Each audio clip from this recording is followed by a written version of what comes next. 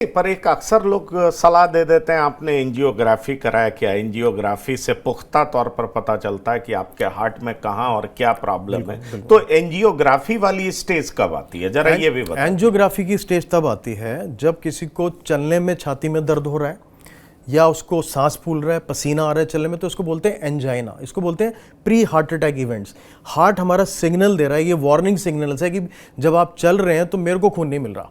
अगर आप एक्सरसाइज कर रहे हैं, वॉक कर रहे हैं, कोई स्ट्रेस ले रहे हैं, तो हार्ट को खुद ही नहीं खून मिल रहा है, इसका मतलब ब्लॉकेज है, तब एंजियोग्राफी की जाती है।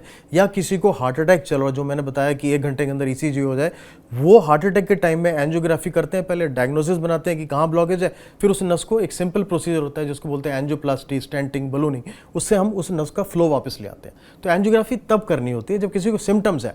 दूसरा सिनेरियो जो आता है वो ये आता है जब आपका टीएमटी खराब आया है, जब आपका सीटी कैल्शियम स्कोर बहुत ज़्यादा आया है और आपको रिस्क फैक्टर्स है, तो हमें एंजियोग्राफी करनी चाहिए। चलिए, तो डॉक्टर साहब ने बहुत साफ तरीके से बता दिया एंजियोग्राफी कब करानी चाहिए, टीएमटी क्यों करानी चाहिए और टीएमटी से क्या पता चल सकता है, और एक और इन्होंने बताया सीटी कैल्शियम स्कोर। सीटी कैल्शियम स्कोर। दर्शकों, आप जब सुनिए और जानिए और आपको थोड़ा भी डाउट है तो पास के अस्पताल में जाइए और वहां आप ये टेस्ट करा सकते हैं और आपको पता चल सकता है। मेरे अगले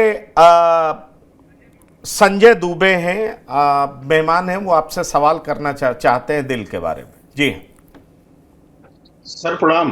प्रणाम। मैं संजय दुबे बोल रहा हूँ। मैं ये कह रहा था सर, जिसको कोलेस्ट्रॉल है वो क्या पैदल कितना चल सकता है, वॉक कितना कर सकता है? रिपीट करेंगे आप अपना क्वेश्चन? सवाल रिपीट करिए। मैं ये कह रहा हूँ, किसी को कोलेस्ट्रॉल है, हार्ट की प्रॉब्लम नहीं है, लेकिन वो मॉर्निंग वॉक कर रहा है, उसको दर्द हो रहा है, तो उसको क्या करना चाहिए? नहीं, वॉक करना चाहिए कि नहीं, अगर कोलेस्ट्रॉल हाई है, आप बोल रहे हैं हार्ट की प्रॉब्लम नहीं है, तो अगर उसने सारे टेस्ट से रूल आउट कर लिया कि हार्ट की प्रॉब्लम नहीं है, तो इसका मतलब है वो पेन जो है वो मस्कुलर पेन है, वो कोलेस्ट्रॉल की वजह से पेन नहीं है। फिर तो उसको वॉक करना ही है, उसको वजन कम करना ही है, तो 40-45 मिनट 1 घंटा वॉक कर सकता है। बट पहले प्रूव कीजिए कि आपका हार्ट सही है, और कौन से टेस्ट से प्रूव किया है ये बेटर है कार्डियोलॉजिस्ट से पूछना। अपने आप ईसीजी इको, जैसे मैं बता रहा था, कुछ बीमारियां होती हैं जो ईसीजी इको से नहीं पता चल सकती हैं, तो उसके लिए टीएमटी, सीटी एंजियो, कैल्शियम स्कोर, ये सारे करने होते हैं।